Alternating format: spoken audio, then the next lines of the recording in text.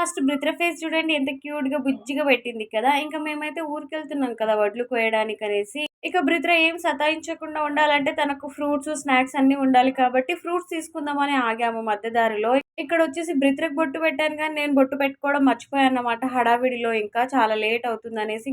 Like చేసుకొని మా మమ్మీకి సపోర్ట్ చేయండి.